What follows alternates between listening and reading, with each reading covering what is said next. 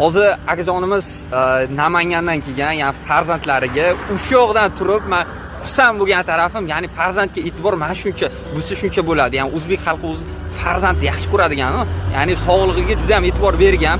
Ko'pchilik, ya'ni bitta narsani aytib ketaman, shu yerda voha, vodiy tarafda o'tib ketadi degan narsani qiladi, lekin tushungan kishilar ekan. Ya'ni o'qimishli insonni bari mana shu narsadan bilsa bo'ladi. Akajon, men o'g'il farzandli bo'lgan ekansiz.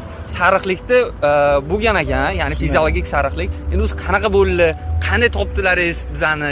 O'zi foydasi bo'ldimi? Ikki og'iz mana shu haqida gapirib o'tsangiz. Aka, o'sha endi asosan farzandim bilan ayolim ko'proq e'tibor berdi.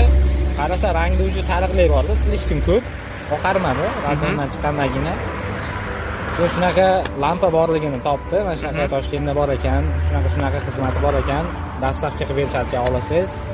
O'sha keyin siz bilan aloqaga chiqdim. Aloqaga chiqqandan so'ng oldim, bir hafta qo'ygan bo'lsam, lekin shu 100% abashi 95% bo'ldi o'sha o'zgarish. Endi bu yog'i xudo xolasa, ya'ni sekin-sekin deyishdi, chiqib ketishi. O'zingiz aytdingiz, birdaniga emas, lekin ta'sirini albatta beradi dedingiz. Rahmat kattakon sizga. Joyi sog' bo'lsin akajon. Shu yurtimizga endi nima deydi, xalqqa shu xizmat qiladigan narsa ekanda. Men misol bergan pulimga mingdan ming roziman, chunki farzandim uchun ertaga yaxshi ketsa bu narsa hammaga ham misol nima deydi, bee'tibor bo'lmaslik kerak farzandga.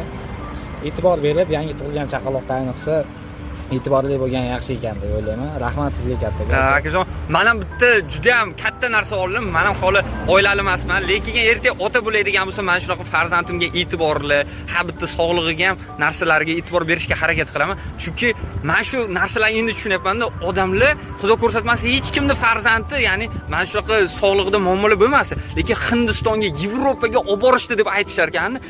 Shu yoqqa olib boradi, o'zimizda bor-ku desa, yo'q, yaxshi mutaxassisdi va yaxshi narsani yaxshi joyda ko'rsatishga harakat qilishar ekan. Akajon, shu narsaga qo'shilasizmi? To'g'ri, aka.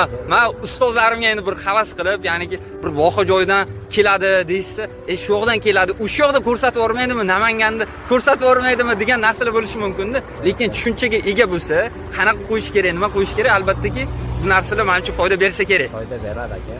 Aytdim-ku, mana birinchi farzandimdan bo'lgan aka bu narsa foyda bergan. Xudo xolasa, ikkinchisi ham endi tajriba boryapsa, tajribali ketarkan, pediatr bo'ldi. Xudo xolasa bunisi bir hafta qo'ydik, natija ancha yaxshi.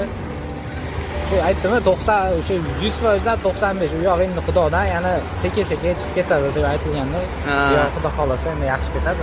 Joningiz sog' bo'lsin akajonni, lekin muomalasiga men o'zim alohida besh ketdim. Sog' bo'linglar, hammamizni farzandlarimiz har doim sog' salomat bo'lib, hech qachon kasal bo'lmasin. Agar shunaqa murojaat bo'ladi